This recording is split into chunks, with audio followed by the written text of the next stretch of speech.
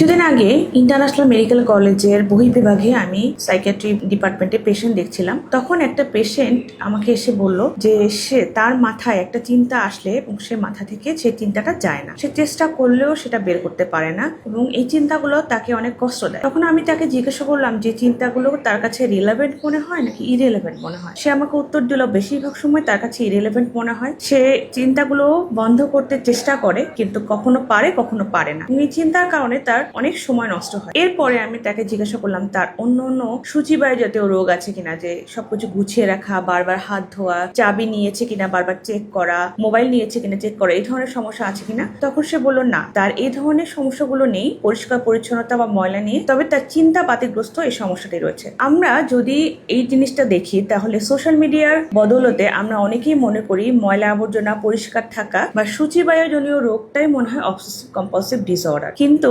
Intrusive thought বা একটা চিন্তা বারবার মাথায় আসা, সেটা অযাচিত চিন্তা, সেটা বারবার তাকে কষ্ট দেওয়া এবং দিনের বড় একটা অংশ তাকে সেই কাজে যদি অতিবাহিত করতে হয়, সেটাও কিন্তু ওসিডি বা অবসেসিভ কম্পালসিভ ডিসঅর্ডারের মধ্যে পড়ে। আজকে আমি আপনাদেরকে রোগটা শেয়ার করলাম ইন্টারন্যাশনাল মেডিকেল কলেজে। এখানে আমি শনি থেকে বৃহস্পতিবার সপ্তাহে 6 দিন সকাল 8টা থেকে দুপুর 2টা পর্যন্ত বহির্বিভাগে পেশেন্ট দেখে থাকি বা বিভিন্ন রেফারেল দেখে থাকি। ইনডোরে যদি পেশেন্ট ভর্তি থাকে তাদেরকে দেখে থাকি। আমি যে ডিসঅর্ডারটা আপনাদের সাথে শেয়ার করলাম সেটা একটা উদাহরণ মাত্র। এরকমের অবসেসিভ কম্পালসিভ ডিসঅর্ডার বা ওসিডি বা বিষণ্ণতা বা ডিপ্রেশন বা অ্যাংজাইটি বা দুশ্চিন্তা, এছাড়া শিশু এবং কিশোরদের মনোরোগ সমস্যা, অটিজম, এডিএসডি, এগুলো নিয়েও আমি এখানে চিকিৎসা দিয়ে থাকি।